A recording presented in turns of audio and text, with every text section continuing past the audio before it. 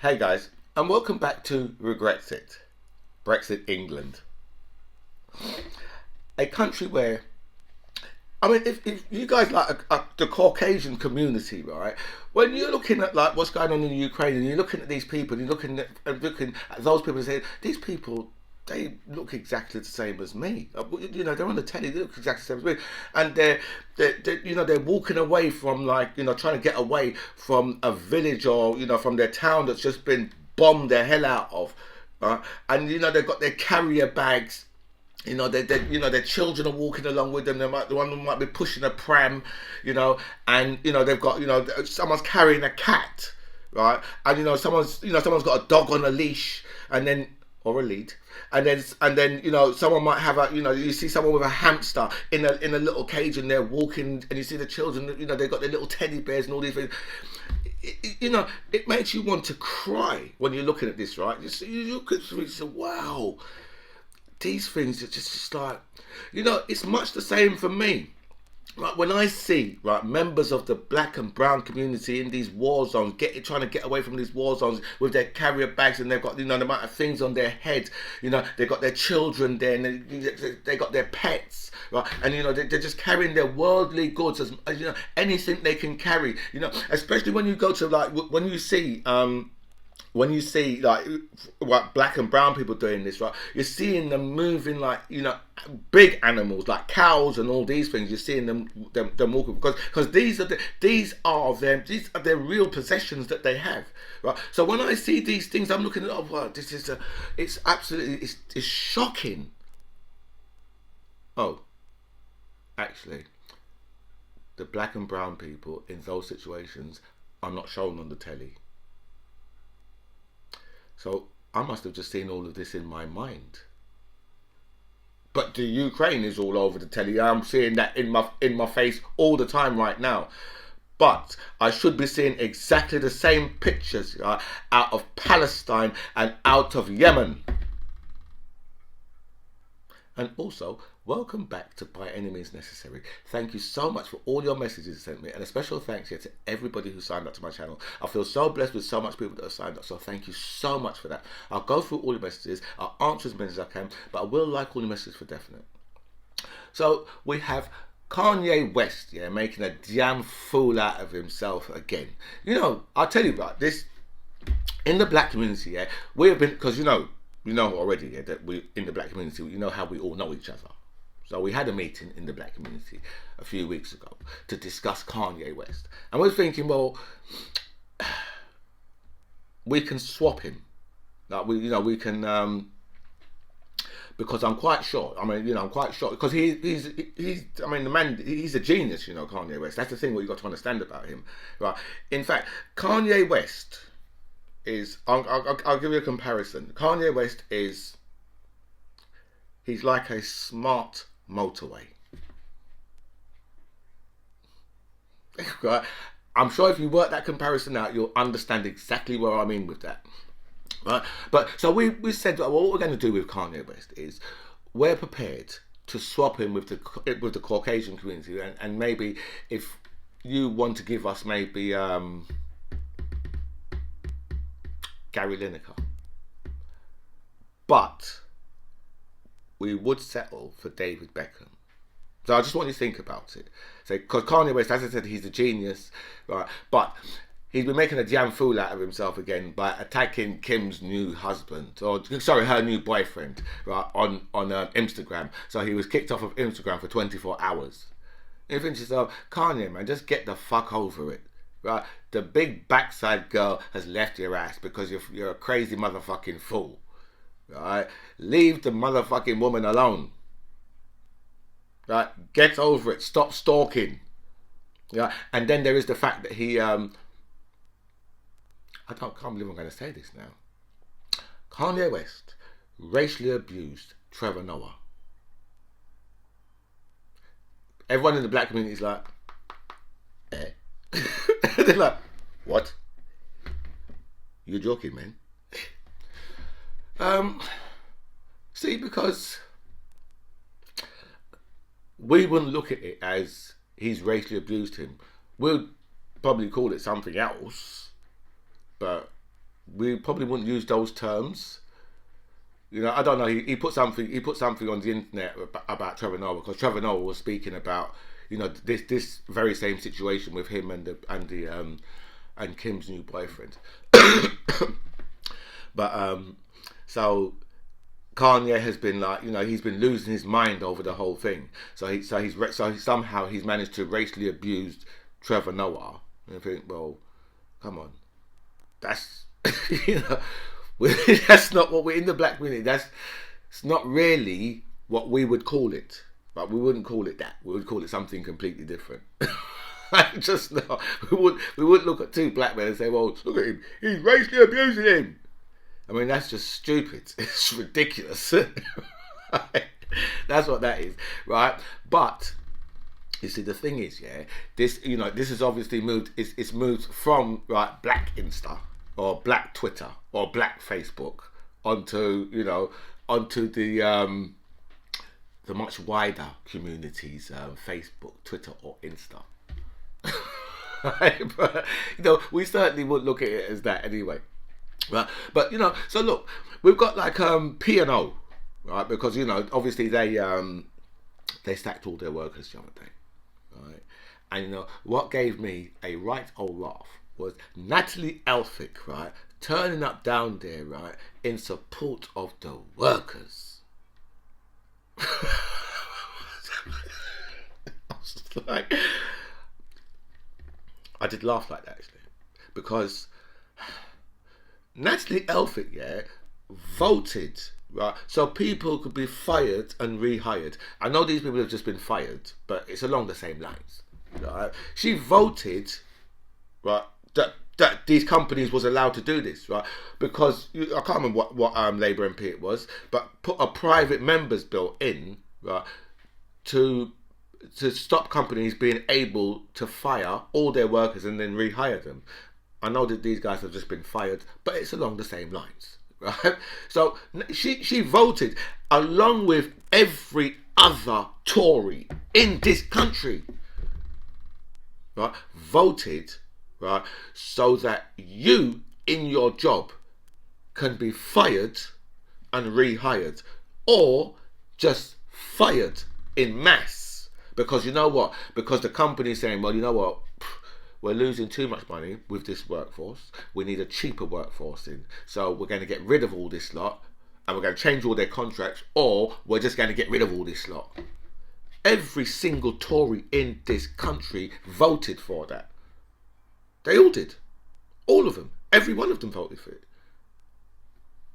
So, you know, and what amazes me, yeah, is that the working classes, because you know we start with what do we start with? The lowest common denominator, right, is the food bank Tory, right?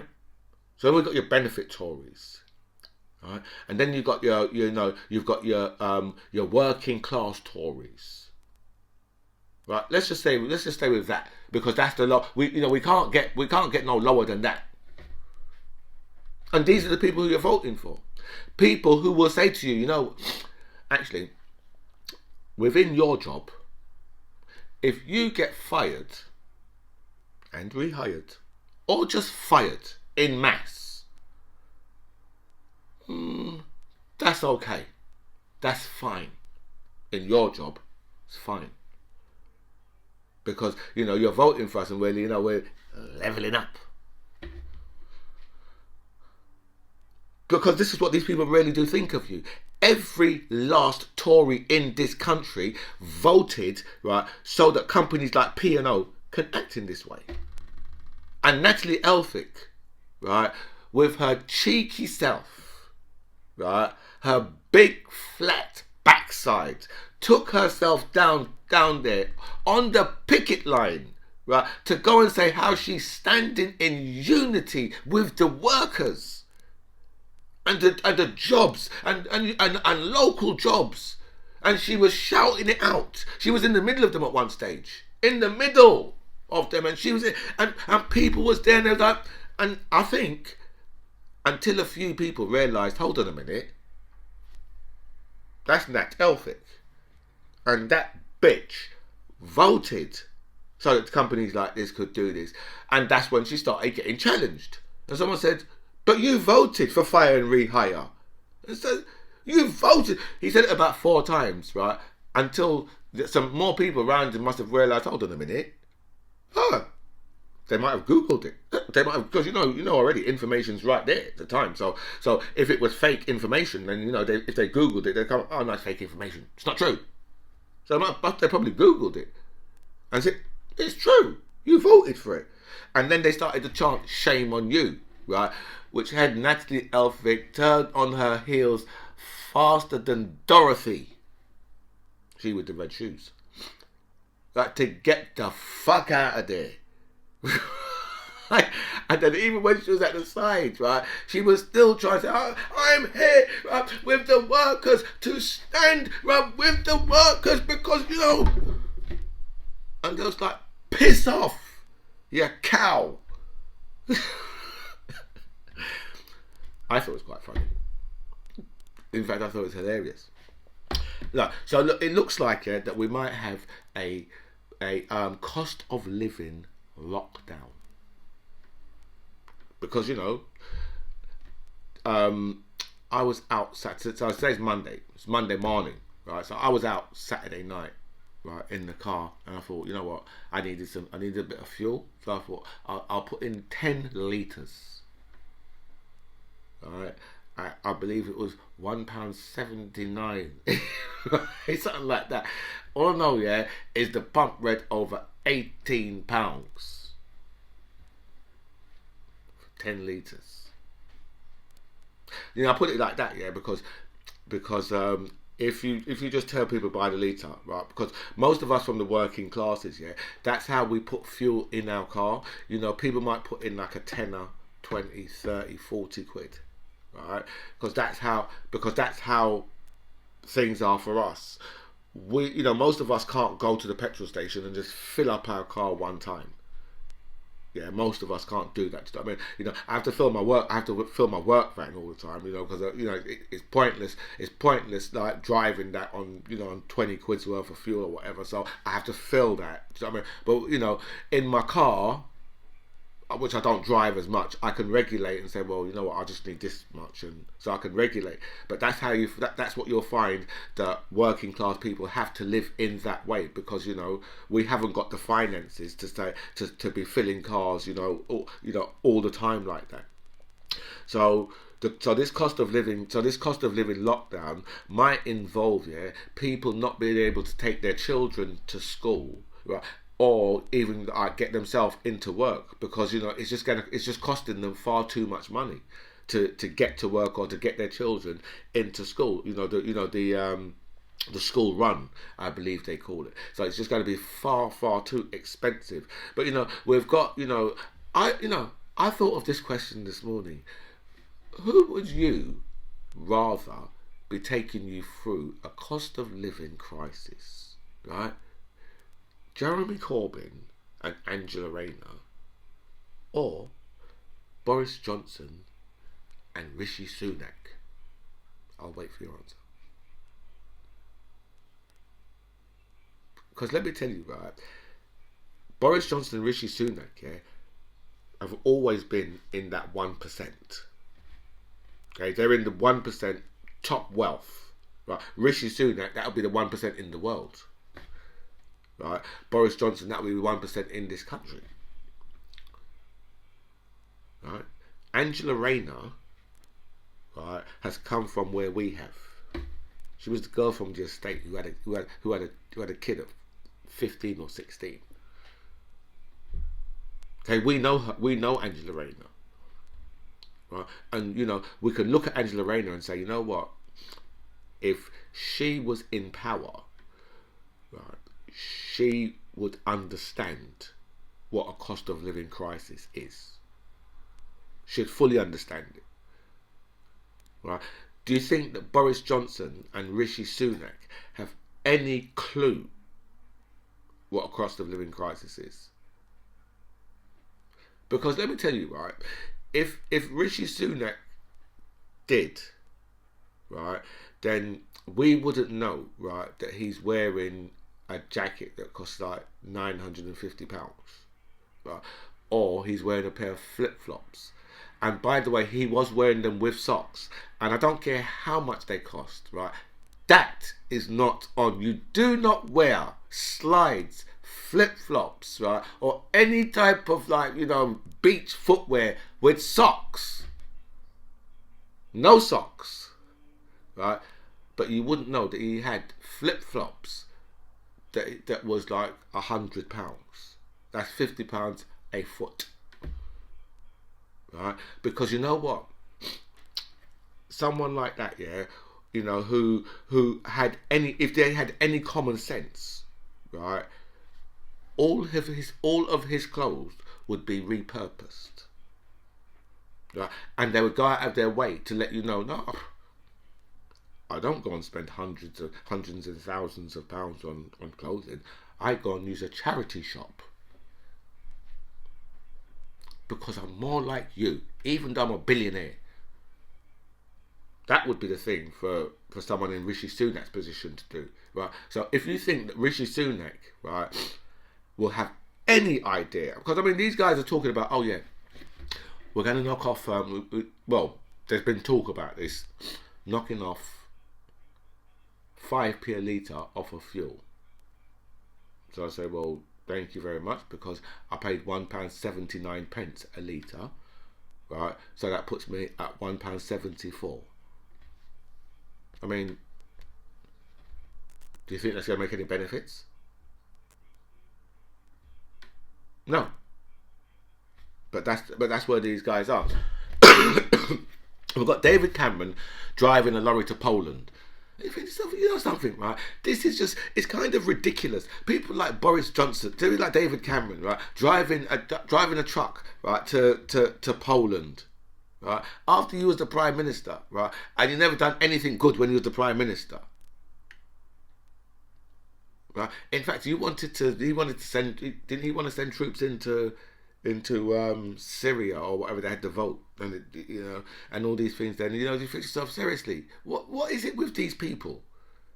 But then again, right, you say, well, would he have sent troops into a Caucasian country? No, they would have been like, no, because that would be war crimes. No, when the Caucasian countries invaded, right, prime ministers, right, ex-prime ministers take themselves in a truck with food and with supplies to go and help.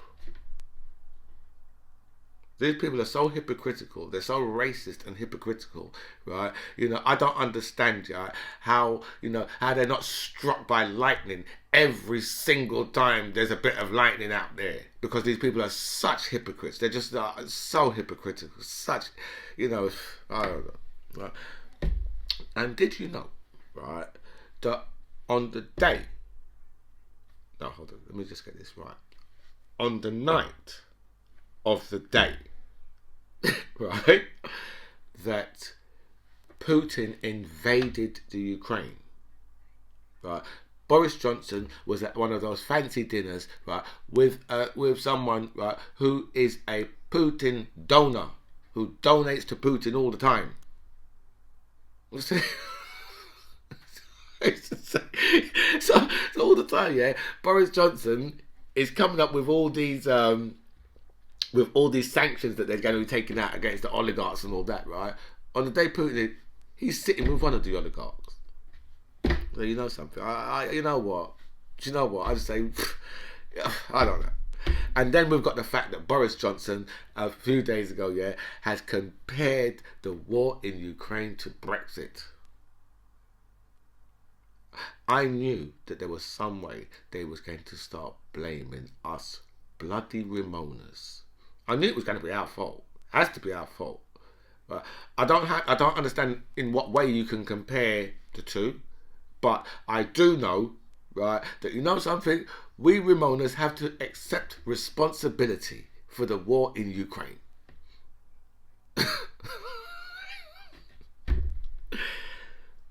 This is how these people are talking. This is what Boris Johnson has somehow managed to compare Brexit and the Ukraine.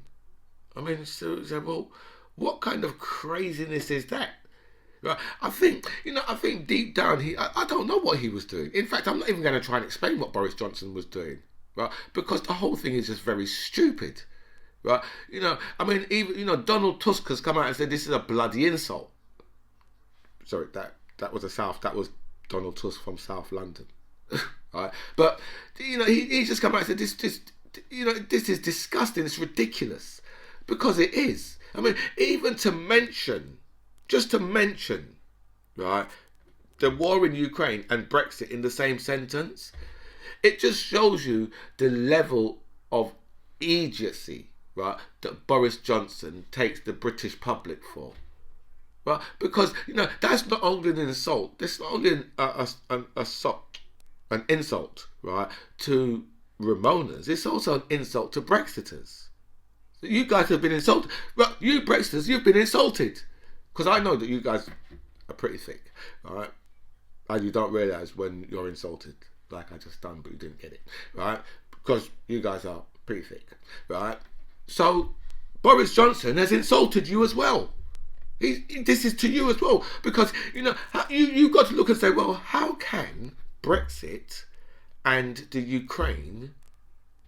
I don't see the comparison, Bojo. I would like to find out where the comparison between those two things are. I mean, people are always saying to me, well, how can you compare what's going on in the Ukraine to what's going on in Palestine? I don't see the connection. I say, really? You don't see the connection? Really? So the point I'm trying to make is, in one part of the world, you have white people being murdered, and in the other part of the world, you have brown people being murdered, and the world looks at it different. That's the connection. But this connection with the Ukraine and Brexit, please, if you can tell me in the comments what that connection is, right, I'll give you the money myself. Anyway, guys, look, I've been on for I've gone well over my time again, as per usual, and I did want to speak a little bit about the war in Ukraine, but I've gone well over my time, so I have to bow out of here. Anyway, guys, this is By Any Means Necessary. I'm the MC John Ribbs. It was really nice to speak to you guys. Comments below.